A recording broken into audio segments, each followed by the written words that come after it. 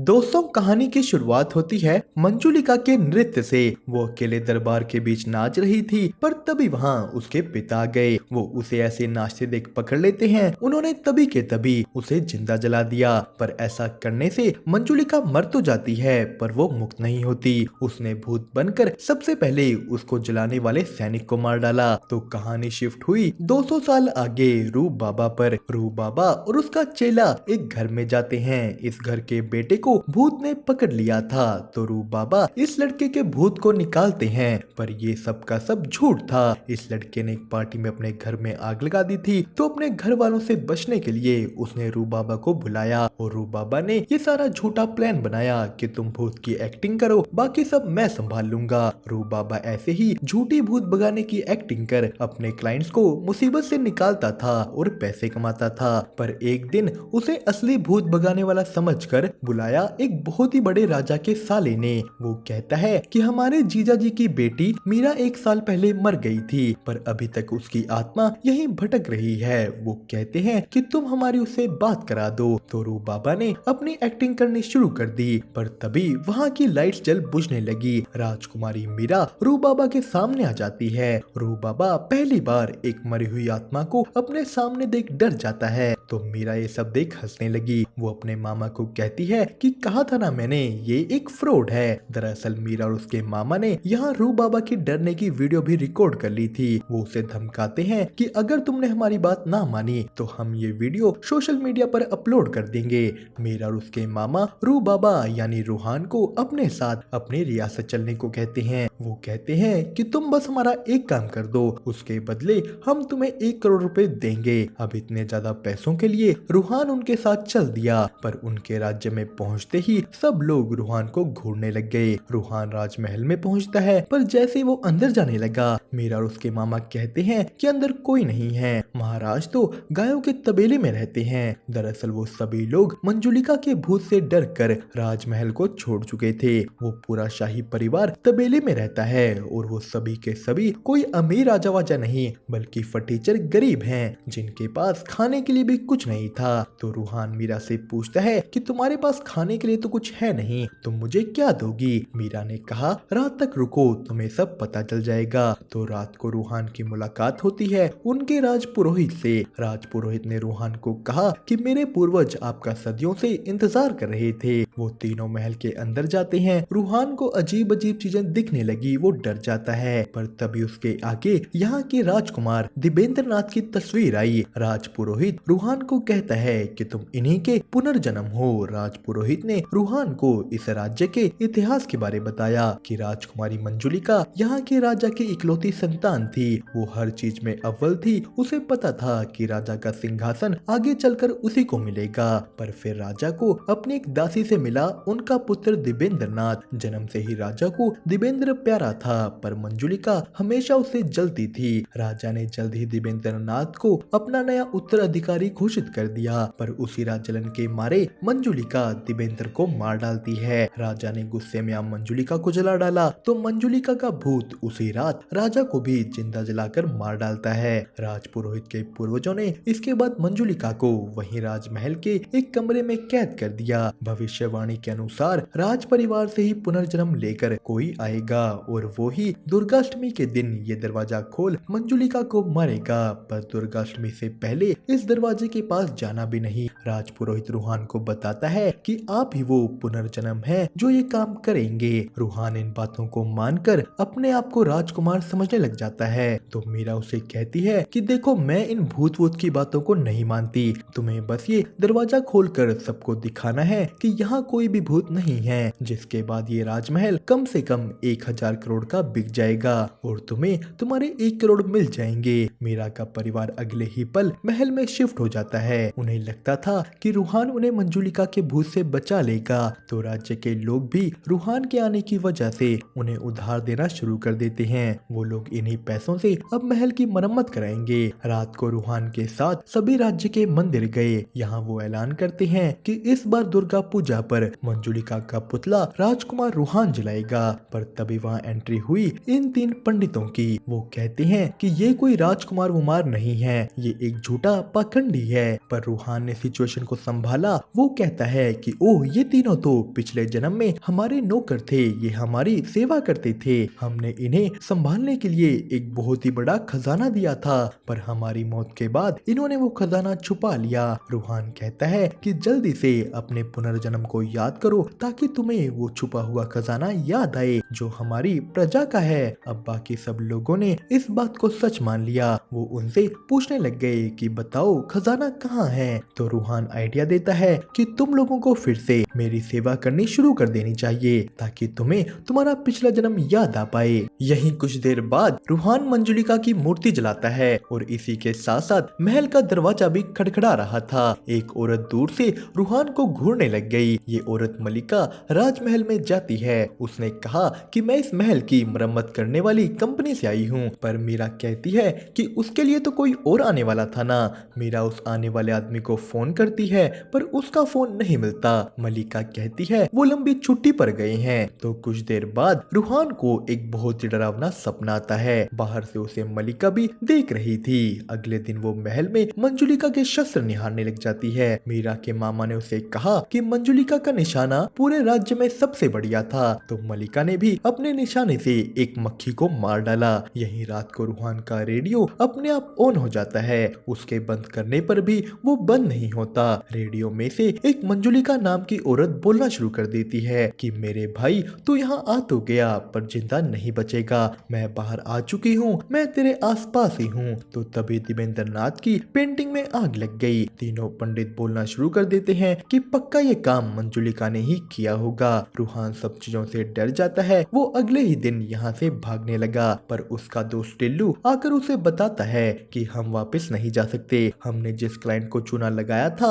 वो एक एसीपी का भाई निकला और अब एसीपी राठौड़ हमारे पीछे है, और अगर हमें कहीं जाकर छुपना भी है तो सबसे पहले मीरा के फोन से वो वीडियो डिलीट करना होगा। रूहान जाकर मीरा के भाई से छुपकर मीरा का फोन मंगवाता है, पर यहाँ उसे देखने को मिला कि मीरा के फोन में उसी की फोटोज भरी हुई थी। वो मीरा को कहता है कि अगर इतना ही पसंद करती हो तो बोल डालो ना। उन दोनों की लव स्टोरी भी यहाँ से शुरू हो जाती है। रूहान की नजर दिवेंद्र नाथ की पत्नी की पेंटिंग पर पड़ी। उसकी शक्ल भी कहीं ना कहीं मीरा से मिल रही थी, पर तभी उनके सामने मंजुलिका आ गई। वो रूहान को यहाँ से चले जाने को कह रही थी। रूहान उसे डर कर भागा, पर तभी मलिका मंजुलिका को थप्पड़ मार डालती है। वो कोई मंजुलिका नहीं बल्कि पंडिताइन थी। तीनों पंडित बताते हैं कि ये सब हम कर रहे थे। दरअसल 2 साल पहले घूमते घुमाते तीनों पंडित महल में आ घुसे थे। जब वो यहाँ आए मंजुलिका का कमरा भी खुला हुआ था और वहाँ कोई नहीं था, पर तीनों पंडितों ने अकेले महल हड़पने के लिए अभी तक मंजुलिका का सारा ड्रामा किया। उन्होंने ही शुरू में रूहान को डराया, उसके रेडियो में स्पीकर लगा, उस पेंटिंग में आग लगाई, सब कुछ उन्होंने ही किया। पर वो मलिका से पूछते हैं कि आपको हमारे बारे कैसे पता लगा। मलिका कहती है मुझे पता है कि तुम मंजुलिका नहीं हो। तो रूहान मलिका को धन्यवाद करता है कि आपने तो हमारी सारी मुश्किल ही खत्म कर दी है। पर रूहान ने इसी के साथ साथ मलिका से रिक्वेस्ट की कि आप प्लीज कल के लिए मंजुलिका बन जाइए ताकि मैं कल गांव वालों के सामने मंजुलिका को भगा सकूं। मलिका ऐसा करने को मान जाती है। रूहान ने सबके सामने जा ऐलान कर दिया कि मैं आज के आज ये दरवाजा खोल मंजुलिका को भगा दूंगा। रूहान सभी गांव वालों के सामने एक हवन करके मंजुलिका को खुली चेतावनी देता है। मंजुलिका का दरवाजा हिलने लगा। अंदर मलिका मंजुलिका बनकर बोलती है कि तुझे तो मैं पूरा का पूरा जला डालूंगी। उसकी आवाज सुनकर खुद रूहान तक डर जाता है। मलिका जोर जोर से बंगाली में चिल्लाने लगी। वहाँ का दरवाजा खुला पर अंदर कोई नहीं था।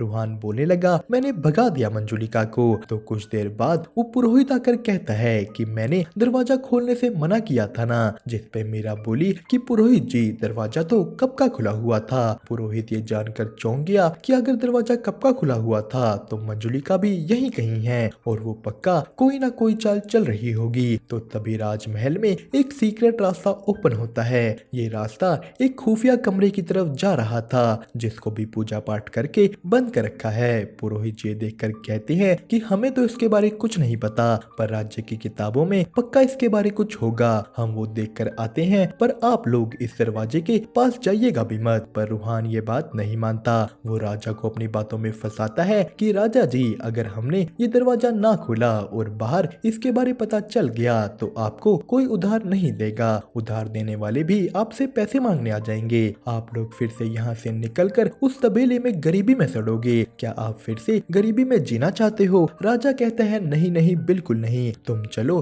पहले दरवाजे की तरह इसे भी खोलो। रूहान जाकर ये बंद दरवाजा खोल देता है। इसमें से सैकड़ों कौवे बाहर निकले। तभी राजपुरोहिता कहता है कि आपने ये क्या किया? अभी अभी मुझे राज्य की किताबों में ये पता लगा कि राजा की एक नहीं दो बेटियां थी, राजकुमारी मंजुलिका और राजकुमारी अंजुलिका। और तभी के तभी राजमहल की तरफ एक और औरत आई। राजपुरोहित कहता है कि अब यहाँ पर ले आएगा। हमें दिखाया जाता है 2 साल पहले का सीन। मंजुलिका और अंजुलिका के सामने ही दिव्येंद्रनाथ को राजा का उत्तराधिकारी बनाया गया था, जो देखकर वो दोनों बहनें अलग अलग तरीकों से गुस्सा हुई। सीन शिफ्ट होता है आज पर। ये औरत मंदिरा देवी पास के राज्य की रानी है, जो यहाँ घूमने आई थी। उसने रूहान से पूछा कि अगर आपके सामने कोई भूत आ जाए तो क्या आप उसे देख पाएंगे? रूहान कहता है हाँ हाँ जरूर। तो मंदिरा ने थोड़े दिन रहने के लिए मंजुलिका का बंद कमरा चुना। उसे वहाँ का रास्ता भी पता था। मंदिरा कमरे में जाती है, उसके पीछे पीछे मलिका आ गई। वो दोनों एक दूसरे का गला पकड़ लेती हैं। आसमान में उड़ते कौवे जमीन पर गिरकर मरने लग गए। राजपुरोहित ने कहा कि ये प्रलय का पहला संकेत है और अब अगर इससे बचना है तो रूहान को ही मंजुलिका को मारना होगा। राजपुरोहित एक महायज्ञ करके एक स्पेशल तेल बनाने की बात करता है, पर तब तक इन सबको मंजुलिका से ऐसे ही बचना होगा। तो अगले दिन से वहाँ अजीब अजीब चीजें होने लगी। मंदिरा बहुत ही गुस्सा होकर मंदिर जाने से मना कर देती है और जब महल के सामान में उन लोगों को मंजुलिका की एक फोटो मिली तो मलिका उस पर पेन गिरा देती है। मीरा को मंजुलिका का चेहरा देखने को नहीं मिलता। तो दूसरी तरफ एक शेरवानी अपने आप ही जिंदा हो गई। वो मीरा के मामा और रूहान के पीछे पड़ जाती है। भागकर रूहान राजा के पास गया। राजा के सामने रूहान की सच्चाई आ गई कि वो एक फ्रॉड है, पर ये सब छोड़कर उन्हें सबसे पहले ये सोचना होगा कि इस मंजुलिका का क्या करना है। रूहान ने कहा कि देखो, उस मंदिरा देवी को वो भूत का कुछ नहीं पता। हम चुपचाप उसे ये महल बेचकर निकल लेते हैं। उन लोगों ने मंदिरा से बात की। वो कहती है कि मैं महल खरीदने को तो तैयार हूँ, पर मैं महल की डील 2 दिन बाद दुर्गाष्टमी के दिन ही करूंगी। पर तभी वहाँ एक और बिजनेसमैन आया। वो कहता है कि मैं ये डील अभी इसी वक्त करने को तैयार हूँ। सब लोग मान गए। मंदिरा गुस्सा हो गई तो वो बिजनेसमैन जाकर मलिका के सामने भी सिंहासन को अपनी प्रॉपर्टी कह देता है। इस चीज से मलिका गुस्सा हो गई। वो दोनों की दोनों ही गुस्से के मारे बिजनेसमैन को घूर रही थी। तो रास्ते में जाते जाते बिजनेसमैन के आगे मंजुलिका का भूत आ गया। वो बिजनेसमैन को यही रास्ते में मार डालता है। अगले दिन मीरा ने देखा कि मलिका सिंहासन पर बैठी हुई थी। वो गुस्से में सिंहासन को उठाकर कहती है कि ये सिंहासन मेरा है। मीरा भागकर बाहर गई तो मलिका बाहर बैठी हुई थी। रूहान मीरा को बताता है कि बिजनेसमैन मर गया। तो पीछे से मंदिरा जोर जोर से हंसते हुए आई कि ये लो मेरी डील, पर मैं महल दुर्गाष्टमी को ही खरीदूंगी। ये सब देखकर रूहान और मीरा का शक मलिका और मंदिरा पर जाने लगा कि उनमें से एक ही मंजुलिका है, पर दोनों में से कौन ये किसी को नहीं पता। तो रात को रूहान को कमरे में कुछ आवाजें आई। वो आवाज का पीछा करते हुए उस सीक्रेट कमरे की ओर जाता है। कमरे के अंदर दोनों मलिका और मंदिरा बैठकर हंस रही थी। वो दोनों बहनों की तरह खेल रही हैं। दोनों ही रूहान को घूरने लगी। दोनों ही अपने आप को मंजुलिका बोलने लग जाती हैं, पर ये भी रूहान का एक सपना था। तो जब वो दोबारा सोने लगा, उसके सामने मंजुलिका का भूत आ गया। रूहान ये सब देखकर इतना डर जाता है कि वो सीधा महल के बाहर भाग गया। अगले दिन मंजुलिका तीनों पंडितों को भी डराना शुरू कर देती है। डर के मारे रूहान भी महल से दूर भागा, पर वो जितने भी दूर जाए घूमकर वो वहीं आ जा रहा था जहाँ से चला था। रूहान वापस महल के अंदर जाता है तो महल के अंदर राजपुरोहित ने वो स्पेशल तेल तैयार कर रखा था कि इससे ही तुम मंजुलिका को खत्म कर पाओगे। और तभी वहाँ आ मीरा कहती है कि मंजुलिका की जिस पेंटिंग पर मलिका ने पेंट गिरा दिया था वो भी कल तक साफ हो जाएगी। तो उसमें से देखकर हम पहचान पाएंगे कि असली मंजुलिका मलिका है या मंदिरा। पर अगले दिन मंजुलिका ने मीरा को अपने वश में कर लिया था। वो उसे जलाकर मारने वाली थी। रूहान ने किसी तरह उसे रोका। वो पूछता है कि क्या हो गया था तुम्हें? मीरा ने कहा कि मैं तो मंदिरा के साथ बैठी थी। तो रूहान को लगा कि ये सब मंदिरा का काम है। वो तेल मंदिरा पर गिराने लगा, पर तभी वो मंजुलिका की फोटो साफ होकर आ गई। ये मलिका थी। तभी मलिका आकर मंदिरा को पकड़ लेती है। वो जोर से चिल्लाई, आमी मंजुलिका। मलिका जाकर रूहान को पकड़ लेती है कि सबसे पहले तो मैं तुझे मारूंगी, पर रूहान ने उसे उस तेल में कैद कर आग लगा डाली। तो मंदिरा उठकर कहती है, आमी मंजुलिका। उसने राजपुरोहित को मारकर बेहोश कर दिया। एक एक कर वो सबको मारती है। तो मलिका ने उठकर बताया कि अब तक जो चीजें मुझे याद नहीं थी वो मौत को सामने देख मुझे याद आ गई। मलिका कहती है कि ना मैं भूत हूँ और ना ही मंदिरा। असली भूत था और कोई नहीं बल्कि उन दोनों का भाई दिबेंद्र नाथ। हमें दिखाया गया कि 200 साल पहले मंजुलिका और अंजुलिका ने दिबेंद्र को लड़कियों की तरह गाते हुए सुन लिया था। वो कहती हैं कि चिंता मत कर, हम किसी को कुछ नहीं बताएंगी। तो दिबेंद्र उन पर विश्वास कर कहता है कि मुझे भी आप लोगों की तरह नाचना पसंद है और मैं कोई राजा वाजा भी नहीं बनना चाहता। मैं अंदर से दिबेंद्र नहीं मंजुलिका हूँ। तो इस मौके का फायदा उठा वो दो बहनें दिबेंद्र को तैयार कर नचवाती हैं। पीछे से उन्होंने अपने पिता को यहाँ बुलाया। उनका पिता अपने बेटे को नाचते देख इतना गुस्सा हो जाता है कि उसने तभी के तभी दिबेंद्र को जलाकर मार डाला। पर उनका पिता ये भी जानता था कि दिबेंद्र को ऐसे फंसाना मंजुलिका और अंजुलिका की एक चाल थी। तो वो दिबेंद्र को जान से मारने का आरोप मंजुलिका पर डाल देता है कि उसने अपने भाई को जान से मारा, जिसके बाद राजा ने उसे जला दिया। अंजुलिका के लिए उन्होंने ये दंड दिया कि कोई भी उसका नाम याद नहीं रखेगा, उसे पूरी तरह भुला दिया जाएगा। राजा ने अपनी दोनों बेटियों को अपने राज्य से निकाल दिया। तो जलने के बाद दिबेंद्र नाथ का भूत अपने बाप को मार डालता है, जिसके बाद पुरोहित ने उसे कैद कर दिया और ये सारा नाम डाल दिया गया मंजुलिका पर। तो अब 200 सालों बाद ये जो भी कुछ हो रहा था वो दिबेंद्र ही कर रहा था। वो ही सबको कंट्रोल कर रहा था। वो सबको विश्वास दिला रहा था